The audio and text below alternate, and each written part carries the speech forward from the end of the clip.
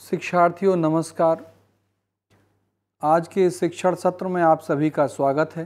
Course code 507 के विषय सामुदायिक भागीदारी से शिक्षा में सुधार कैसे हो, इस विषय पर चर्चा के लिए आज हमारे बीच डॉक्टर प्रवीण कुमार तिवारी, सह आचार्य शिक्षा एवं सहबद्ध विज्ञान संकाय MJP रुहेलखंड विश्वविद्यालय बरेली से पधारे हैं। आपका मैं इस सत्र में स्वागत करता हूं। बहुत बहुत धन्यवाद। पहला प्रश्न मेरा यह है कि सामुदायिक भागीदारी का जो मुद्दा है, जिसकी शुरुआत राष्ट्रीय शिक्षा नीति से या उसके बाद कार्यान्वयन कार्यक्रम 1992 आया और उसके बाद कई स्थानीय स्तर पर संगठनात्मक ढांचे और समितियां गठित हुईं, तो किस प्रकार सामुदायिक भागीदारी से शिक्षा में सुधार होने की संभावनाएं दिखती हैं, इस पर आप प्रकाश डालिए।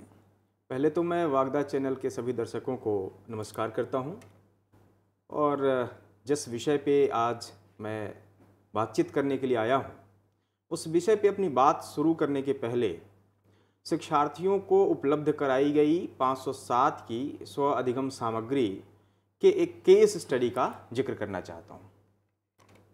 यह केस स्टडी कर्नाटक राज्य के एक विद्यालय का है। वह विद्यालय कुंडलाहाली एकी कॉलोनी, मोलकालामामूर तालुका और जिला चित्रांगदा का है। उस विद्यालय का केस ऐसा है कि वहाँ आवश्यक भौतिक सुविधाओं का अभाव था। विद्यार्थियों की संख्या बहुत ज़्यादा थी, क्योंकि उस क्षेत्र में जनसंख्या काफ़ी थी।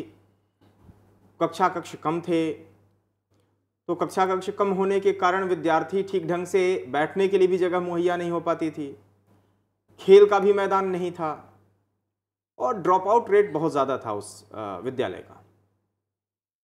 इस विद्यालय को ठीक करने के लिए वहाँ के समुदाय ने बहुत ही बेहतरीन प्रयास किया। खासकर विद्यालय समिति के सदस्यों ने लगातार जिला पंचायत और क्षेत्र पंचायत स्तर पर यह मांग रखी कि हमारा विद्यालय कई प्रकार की भौतिक सुविधाओं की कमी से गुजर रहा है और ये आवश्यक सुविधाएं जब तक विद्यालय में मुहैया नहीं कराई जाएंगी, तब तक इस विद्यालय के शिक्षा का स्तर नहीं सुधर सकता है। तो लगातार दबाव समूह के रूप में विद्यालय समिति के सदस्यों ने कार्य किया, अपनी बात जिला पंचायत में पहुंचाई, क्षेत्र पंचायत में पहुंचाई और साथ ही साथ ग्राम पंचायत स्तर पर भी सहयोग के लिए प्रयास किए। स्थानीय समुदाय से भी उन्होंने कुछ धन इकट्ठा किया ताकि वहाँ सुविधाओं का विकास किया जा सके। और इन सारी जो उनकी कवायद थी, इस कवायद के कारण उस विद्यालय में सभी आवश्यक सुविधाओं का विकास संभव हो पाया।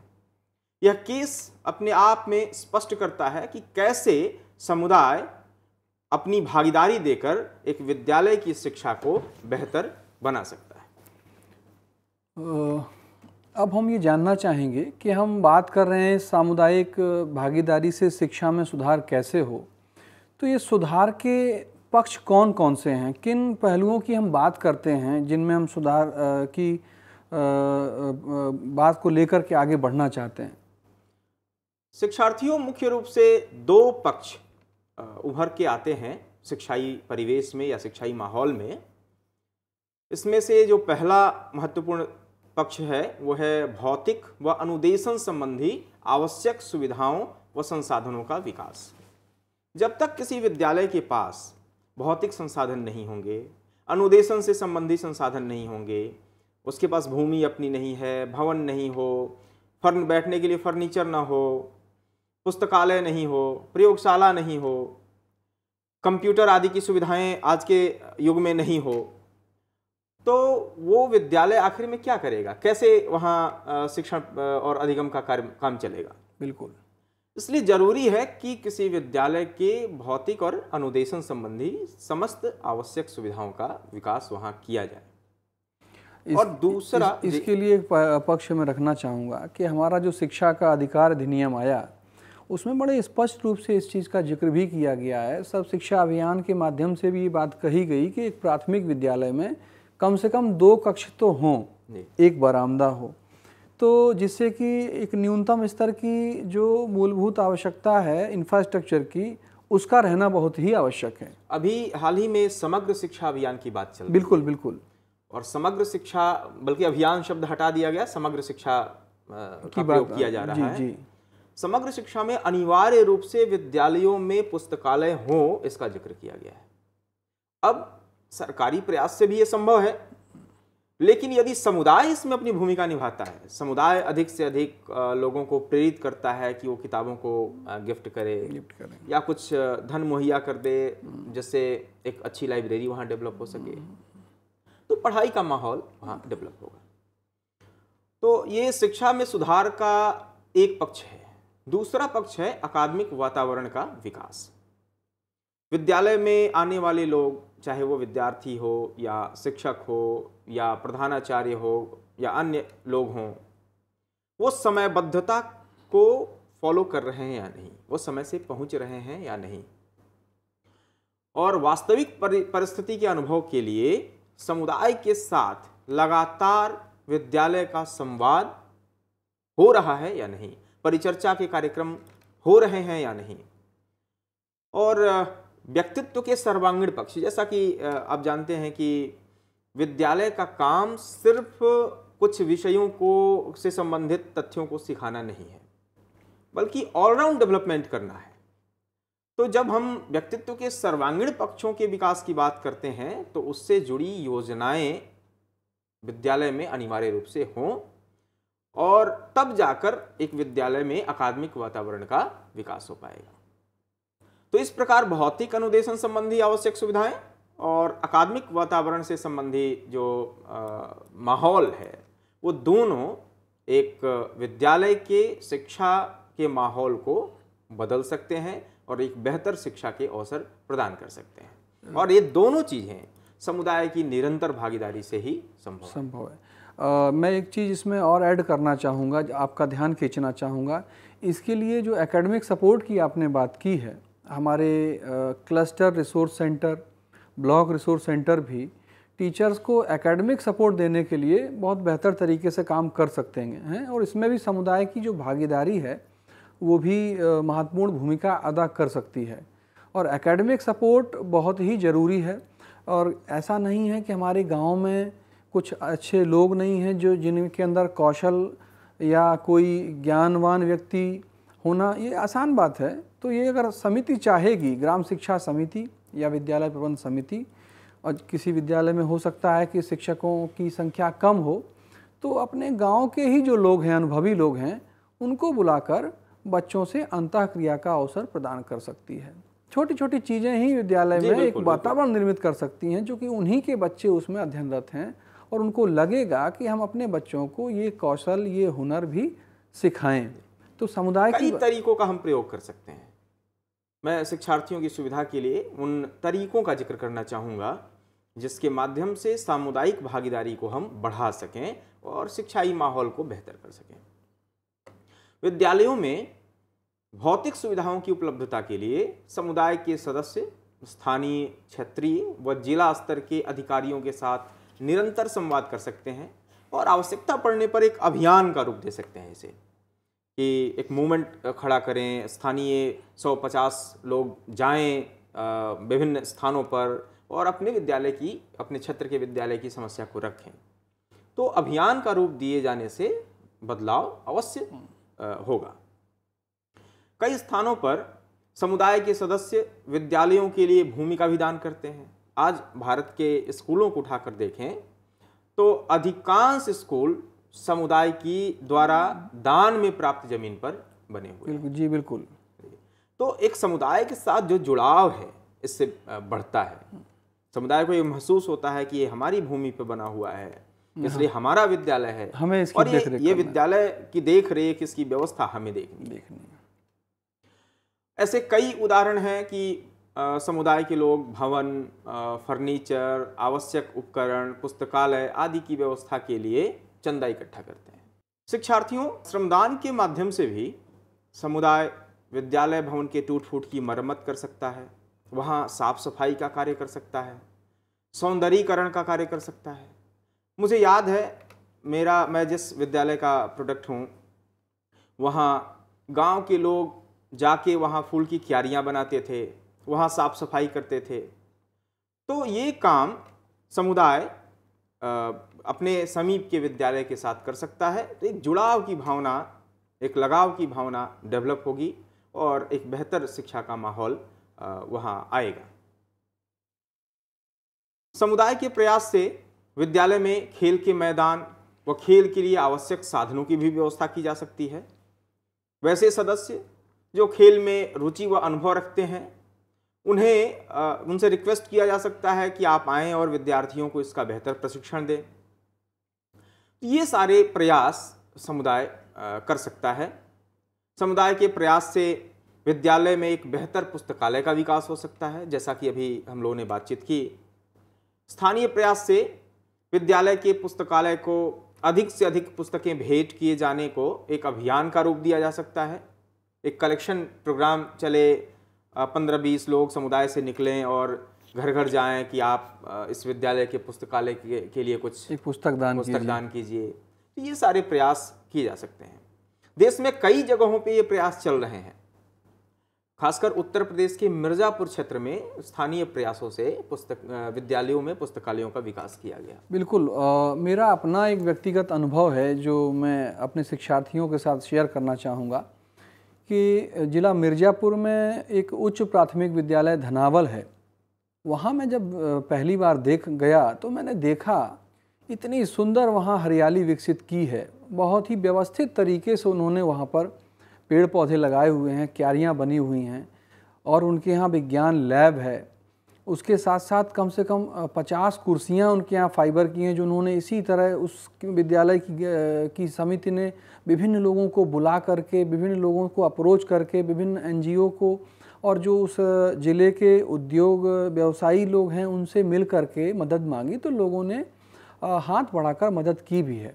और वह विद्यालय आज मैं देखता हूँ कि कई तरह के संसाधनों से संपन्न है और वहाँ एक अकादमिक वातावरण दिखता है कि वहाँ कोई ना कोई आ रहा है देखने के, हाँ बच्चे हमारे विद्यालय में पढ़ रहे हैं, क्या कर रहे हैं।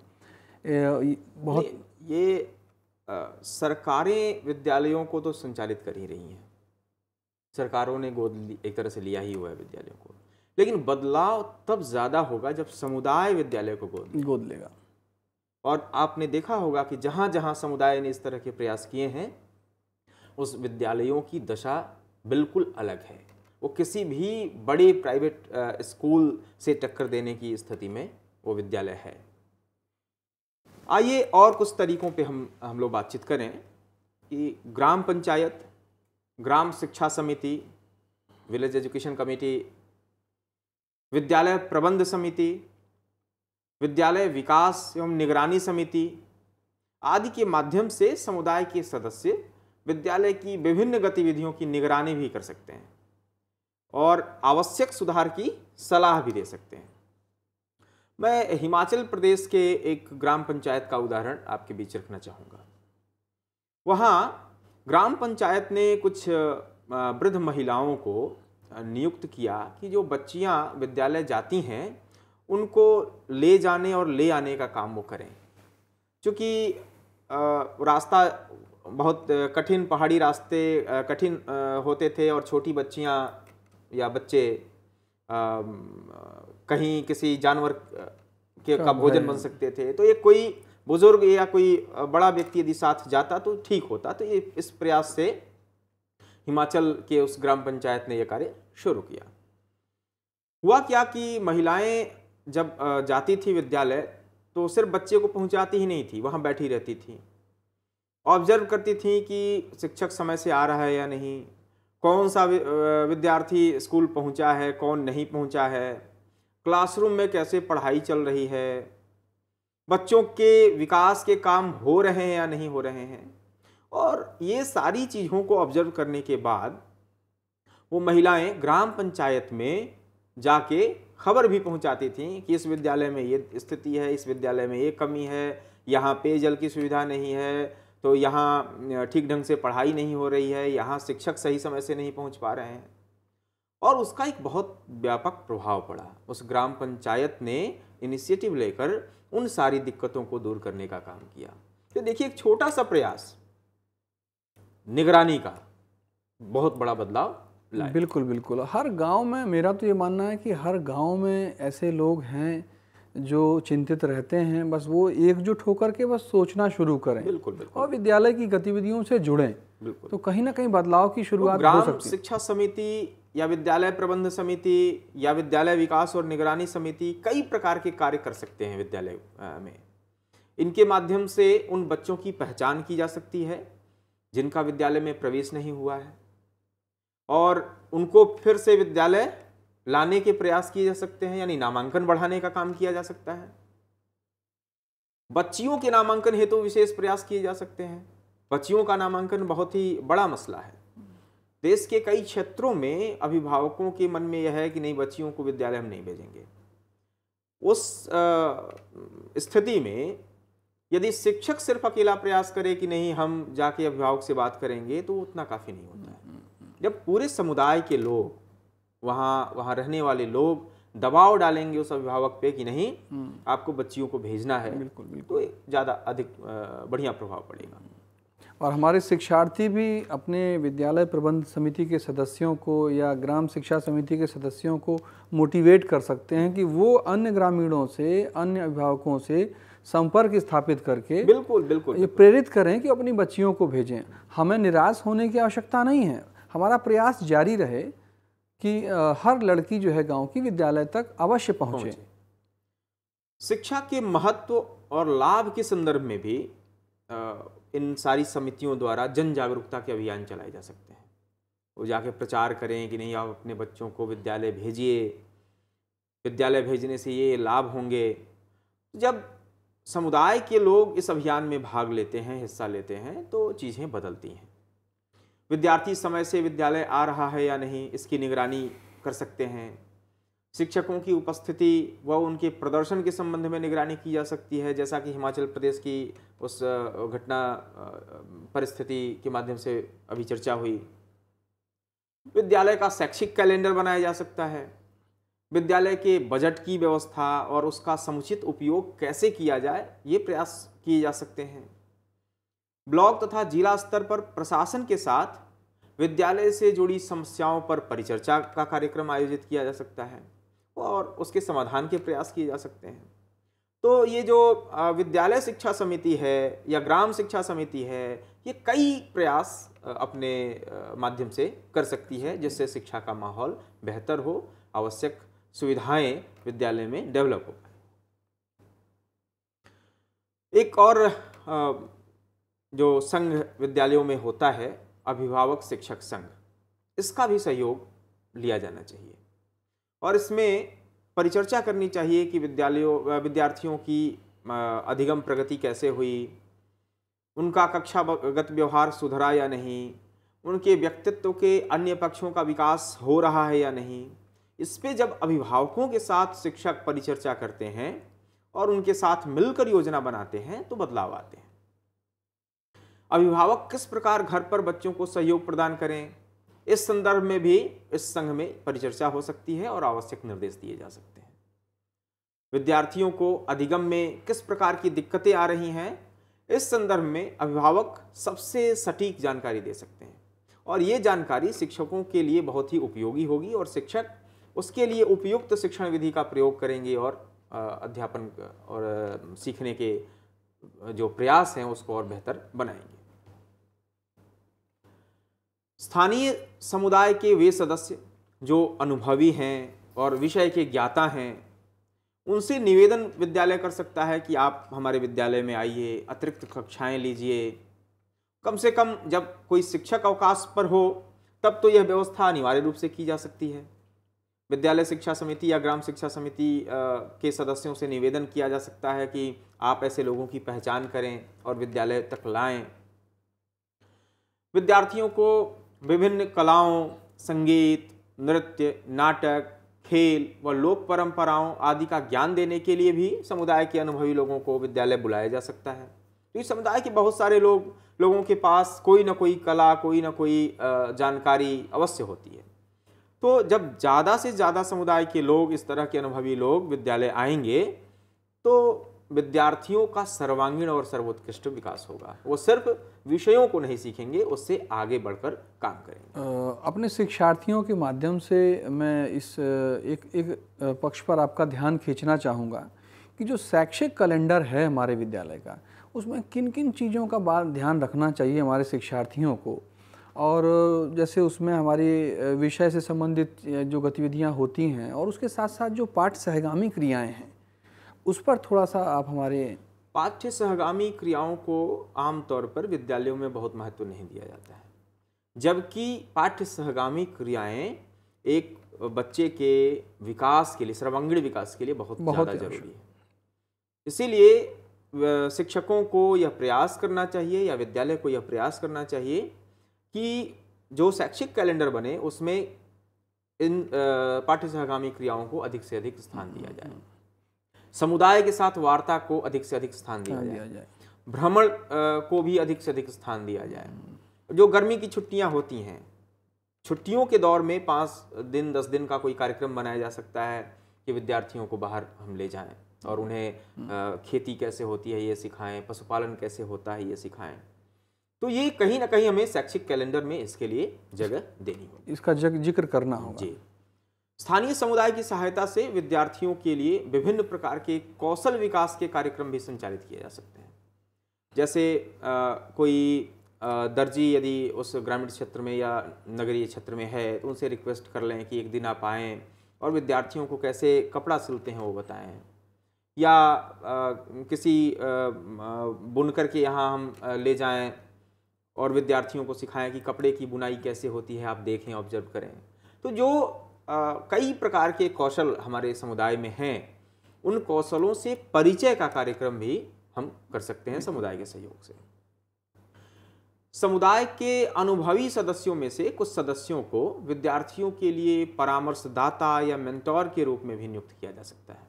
इससे समुदाय और विद्यालय के मध्य एक प्रगाढ़ संबंध विकसित होगा। जैसे 2-3 विद्यार्थियों या 4-5 विद्यार्थियों पर एक मेंटोर हमने नियुक्त कर दिया, और ये मेंटोर हम विद्यालय शिक्षा समिति या ग्राम शिक्षा समिति के माध्यम से नियुक्त कर रहे हैं। तो वो समुदाय का सदस्य विद्यालय की गतिविधियों से सीधे तौर पर जुड़ गया, वो विद्यालय को अपना मानना शुरू करेगा।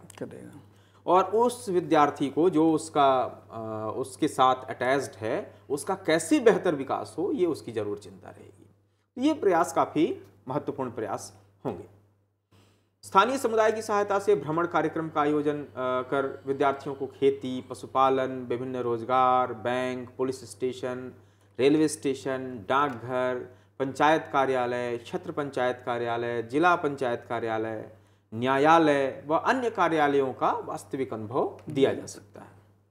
ये सभी अनुभव विद्यार्थियों के सर्वांगीण विकास हेतु अत्यंत आवश्यक हैं।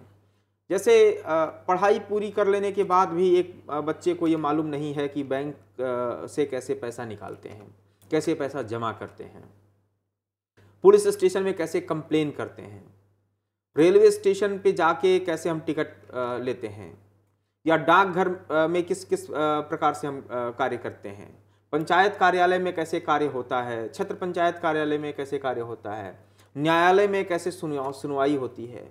तो ये सारी चीज़ों का जब वो लाइव एक्सपीरियंस लेगा समुदाय के सदस्यों के माध्यम से, तो उसके व्यक्तित्व का सर्वांगीण विकास होगा। समुदाय के सदस्यों के साथ विद्यार्थियों का निरंतर संवाद व परिचर्चा का कार्यक्रम आयोजित किया जा सकता है। विभिन्न विषयों पर आयोजित इस सामूहिक परिचर्चा कार्यक्रम के माध्यम से विद्यार्थियों में आलोचनात्मक व सृजनात्मक चिंतन का भी विकास होता है। वो क्रिटिकल हो पाते हैं क्योंकि उन्हें कई स्रोतों से इंफॉर्मेशन मिलता है। जब परिचर्चा कार्यक्रम होता है तो विविध प्रकार के पक्ष, एक ही विषय से संबंधित विविध प्रकार के पक्ष सामने आते हैं। वो एकांगी होकर नहीं सोचता है। तो जब कई पक्ष एक विषय से संबंधित विद्यार्थी सुनता है तो उसके अंदर आलोचनात्मक दृष्टि विकसित होती है। ये सारे प्रयास विद्यालय कर सकता है। इस संबंध में आपका ध्यान मैं चाहता हूं कि सामुदायिक भागीदारी से शिक्षा में सुधार के कुछ चर्चित प्रयास हैं, उन पर भी जरा प्रकाश डालिए। शिक्षार्थियों कई प्रयास इस देश में किए गए जो सामुदायिक भागीदारी के माध्यम से हुए और उन्होंने बहुत अच्छा रिजल्ट दिया। इसी में एक बहुत ही चर्चित प्रयास है लोक जुम्बिश। आपने सुना होगा, राजस्थान में प्रयास हुआ और ये शिक्षा के लोक व्यापीकरण के लिए प्रारंभ किया गया था। लोक जुम्बिश शब्द का ही अर्थ है कि शिक्षा को लोगों का आंदोलन बनाना। ये आंदोलन के रूप में लोक जुम्बिश शुरू हुआ और वास्तव में इस परियोजना ने राजस्थान के क्षेत्रों में शिक्षा के लोक व्यापीकरण को लोगों का आंदोलन बना दिया। लोक जुम्बिश परियोजना राजस्थान में स्वीडिश अंतर्राष्ट्रीय विकास एजेंसी की सहायता से प्रारंभ की गई और इसका उद्देश्य सबको शिक्षा के अवसर उपलब्ध कराना था। अनिल बोरडिया जी ने 1992 में इस प्रोजेक्ट की शुरुआत की और 1999 तक इसके वो प्रमुख बने रहे। लोक जुम्बिश योजना इतनी सफल रही और एक नवाचारी प्रोजेक्ट के रूप में पूरे देश में जानी गई कि बोरडिया जी को साहित्य और शिक्षा के क्षेत्र में इसके योगदान देने के लिए 2010 में पद्म विभूषण से सम्मानित किया गया और पूरे विश्व में जितने प्रयास हुए उसमें चर्चा के विषय के रूप में लोक जुम्बिश कार्यक्रम बहुत ही प्रमुखता से उसका नाम लिया जाता रहा। आंध्र प्रदेश में भी एक प्रयोग हुआ। आंध्र प्रदेश में एक सामुदायिक प्रयास से विद्यालय चलता है ऋषि वैली, और ऋषि वैली बिल्कुल अनूठे प्रयोग करके अपने विद्यालय का संचालन करते हैं। वहाँ जो टाइप्ड एजुकेशन है, जो आम विद्यालयों में चलता है, उस प्रकार के शिक्षा की व्यवस्था नहीं है। बहुत स्वतंत्रता है ऋषि वैली में। तो ऋषि वैली ने एक प्रयोग किया कि विद्यालय की गतिविधियों में अभिभावकों व समुदाय के अन्य लोगों को जोड़ने का कार्यक्रम ऋषि वैली में लाया गया और विद्यार्थियों के साथ स्थानीय समुदाय के लोग समूह अधिगम कार्यक्रम में जुड़े। जैसे कोई एक टॉपिक दे दिया गया विद्यार्थियों के समूह को कि आपको इस टॉपिक पे जानकारियां इकट्ठी करनी है, अपनी समझ विकसित करनी है, और उस विद्यार्थी समूह को समुदाय के एक आध लोगों को मेंटरिंग करने के लिए उनके साथ लगा दिया गया। तो ये इतना सफल प्रयोग हुआ कि समुदाय ने इंटरेस्ट लिया, समुदाय के लोगों ने उन बच्चों के विकास में इंटरेस्ट लिया। ऐसा ही एक प्रयोग नागालैंड में हुआ। नागालैंड में शिक्षा विभाग ने 90 विद्यालयों के संचालन का कार्य सामुदायिक स्वामित्व के सिद्धांत पर किया। समुदाय को जिम्मेदारी दी कि इस विद्यालय के संपूर्ण संचालन का कार्य आपको करना है, और काफी सफल प्रयोग नागालैंड में रहा। बिहार में यूनिसेफ के सहयोग से 1990 में एक प्रयोग किया गया। बिहार के वैसे जिलों पे यह कार्य था जहां जनजातीय समूह अधिकता में रहते हैं, और वहां यह प्रयास हुआ कि जो विद्यालय तक पहुंच नहीं पाए वैसे बच्चों को किसी तरह से विद्यालय तक पहुंचाना है, उनका नामांकन कराना है। यह अत्यंत ही सफल कार्यक्रम था। हरियाणा में 2007 में एक कार्यक्रम शुरू हुआ, शिक्षा अधिकार यात्रा अभियान। तो NSCDOR एक संगठन है, सामुदायिक भागीदारी का संगठन है, और राज्य सरकार ने मिलकर इस प्रयास को शुरू किया, और ये इतना सफल कार्यक्रम रहा कि संयुक्त राष्ट्र सहस्त्राब्दी अभियान ने शिक्षा के क्षेत्र में इसे सर्वश्रेष्ठ कार्यक्रम के रूप में मान्यता दी। यूएनओ के 63वें बैठक में इस कार्यक्रम का जिक्र हुआ। तो ऐसे बहुत सारे प्रयास इस देश में लोगों ने किए हैं, समुदाय के लोगों ने किए हैं, और शिक्षा की दशा को सुधारा है। इस प्रकार यह स्पष्ट होता है कि समुदाय की भागीदारी से शिक्षा के क्षेत्र में व्यापक सुधार हो सकते हैं। अतः आवश्यक है कि विद्यालय और समुदाय परस्पर निकट आएं और संवाद व सहयोग के माध्यम से शिक्षा की दशा और दिशा को बदलें। शिक्षार्थियों, तब तक के लिए धन्यवाद। अगली बार किसी नए विषय के साथ पुनः मैं आपके बीच आऊंगा। बहुत बहुत धन्यवाद।